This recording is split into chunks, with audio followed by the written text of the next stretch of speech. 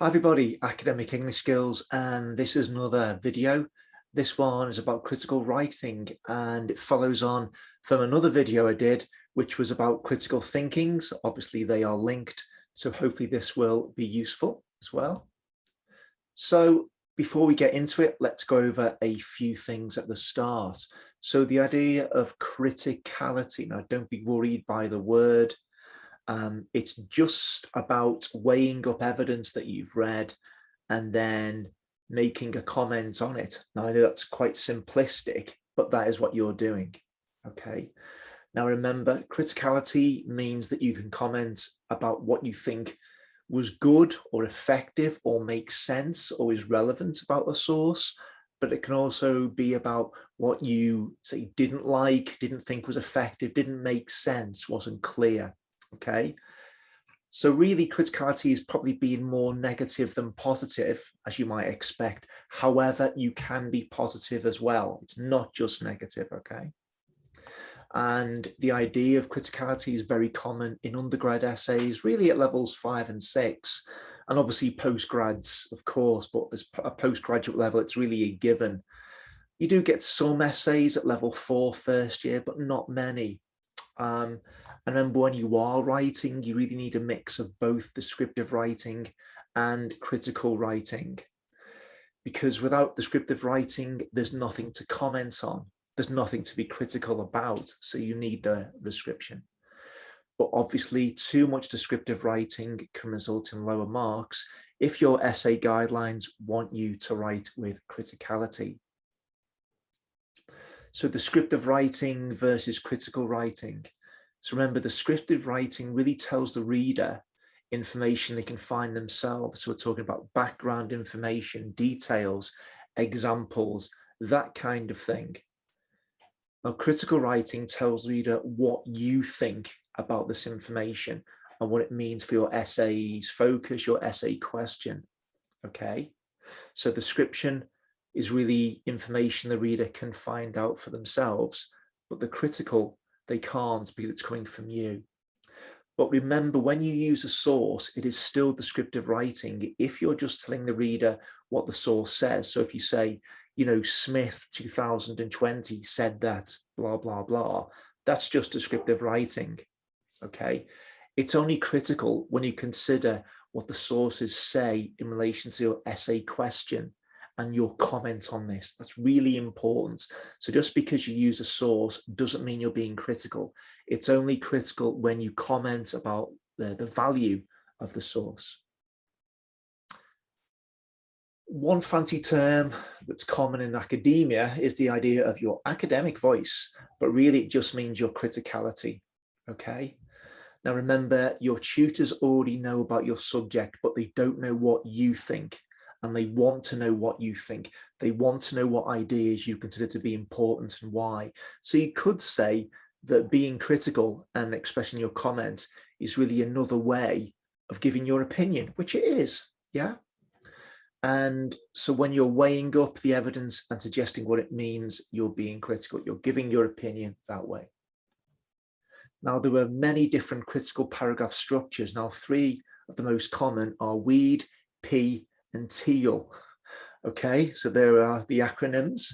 We're going to go through them with some examples now. So the Weed paragraph structure is common, I think. I don't know if it's the most common, but it's certainly common. Now, if we break down the WEED, so the first W is the what. It's what is your paragraph about? This will be your topic sentence, you know, tells the reader what the paragraph, you know, the focus of it is. Then we have the 2 E's. We have explanation, which really would expand on what you said in the first sentence, maybe some more ideas. And then you've got examples and evidence. And you can make sure you support your point with examples from your reading. And also, this is a good way to start synthesizing the sources you've read. Remember, synthesizing means combining similar ideas together from different sources. However, you'll see some examples you'll probably find that those E's, the explanation, examples, and evidence, can all be mixed together. You know, they don't have to go in that kind of order, okay? because obviously the explanation could be also, evidence. But the main thing anyway is the D, which is the do, which is your evaluation. Now, this is where your criticality is. What are you telling the reader? Why does the reader need to know this information? Okay, this is where you make your point. This is the academic voice. And here's an example of weed in practice. And I'll pause the video if you wish to have a look through it and, see what it's about and see if it makes sense to you. Now, here is the breakdown of that paragraph. So it starts with the what, about scientists not agreeing. Then it gives a little bit more information in the purple. Hopefully you can see that. And then we have the evidence, Carlson, Spring and Deutsch. And then the do at the end. This link, however, has not yet been adequately demonstrated. And that's really the criticality. So I've underlined it just to highlight where the criticality is. And may indeed be the case that the right brain produces, okay, etc., etc. So you'll see that the criticality comes at the end. It's commenting on the link that was discussed in the previous sentences. Okay. Now remember, when we're looking at the criticality, look at the language that's used, not just the structure, the language. So like this link, however, has not yet been adequately demonstrated. Look at the vocabulary and look at the ideas they've got. So that's weed, okay? Now P is very similar. Now you're going to see they are very similar. So the P paragraph structure, point, evidence. This time the E is called explanation, which is the same as do really in the weed, okay? And again, here's an example of it in practice. So again, pause the video if you wish, go through it, see what it's about, and see if the ideas make sense. And here's the breakdown of it. If you've moved on, there's the point. So a disadvantage to shopping online. There's the evidence which expands and supports your point, okay? And then there's the explanation of what this all means. Yeah. Now remember, when you're looking through these paragraphs, for example, in this one, the point and the evidence, they are both examples of descriptive writing. The red part, the final sentence, is the criticality. And again, look at some of the ideas. This study is significant. Okay, so it's commenting what's good about it. Okay. And again, it doesn't just say the study is significant. It explains why it is significant. That's important. Okay. Make it relevant to what the focus of your paragraph is or what the focus of your assignment is. And the last one is just slightly longer, the Teal paragraph structure. So we've got the topic, and then we expand, got some evidence. So we have another E, this time explanations there, which is the last one in the P paragraph structure. This time the L finishes us off, and this is the link. Connect the information back to your main idea. So let's see this in practice. Again, pause. It's obviously longer because it's got more stages, and so we can put more information. So let's go through it again. So you'll see that this is exactly the same paragraph as on the previous slide, yeah, where the scientists don't agree. So the topic, expansion, evidence, explain, this then suggests, and then the last bit, the link, this really relates it back to, I imagine, the focus of the assignments, because it becomes more general at the end. If scientists fully understand the way the brain works, they may have to look at other ways to examine it. Okay, so rounding it off nicely.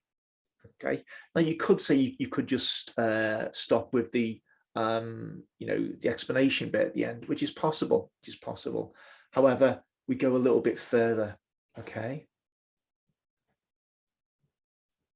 And again, the language, this then suggests that. goes a little bit more than the previous examples, goes further than weed, and obviously goes further than the P. So if you want a little bit more detail, this could be one to aim for. Also remember, in here we've got different ideas, because we've got some sources that say one thing, and then we've got another source. However, research by Jones and Dawson believe, well, there we go. So remember, always show awareness of an opposite viewpoint. You don't need to agree with it, but you can't really ignore it if you're going to be critical.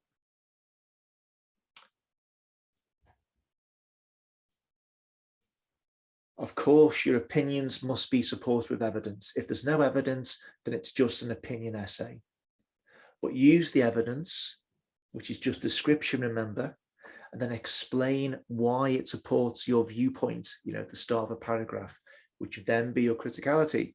So again, make sure that you're clear when you're looking at your paragraphs after you've written them, where your viewpoint is, which is probably going to be the first sentence, where the evidence is, and your comment. If there's no comment, there's no criticality. But so when you're going through a draft at the end, go through the main body paragraphs looking and make sure you can find the right details, because if you cannot find them, the reader probably won't be able to find them either, which is not great if you're trying to get marks on them, of course. So I would say lastly, follow but don't be restricted. The weed, the P, the teal, they're all very good and they're useful to begin with. So if you're just starting off writing critically, they are good, effective paragraph structures, and you can continue using them at higher levels as well. However, as you become more confident, you might make your paragraphs longer, because you can have critical comment throughout the paragraphs you write, not just at the end, even though it is very common to have criticality at the end, because it rounds everything off nicely, because you've got description, you've got debate, and then you're telling the reader what this all means. But as you get more confident, you can have criticality throughout your paragraphs. And when I do a video on literature reviews, we will see that as well. Okay, so as always, thank you for watching. Remember, we have the Spotify podcast, Academic Writing in 3 Minutes, so have a listen to that. And there is the Instagram account, Academic English Skills UK. Don't forget the UK, that's important. And please subscribe, and any comments, please leave them below. Okay, everybody, thank you very much for watching. Take care.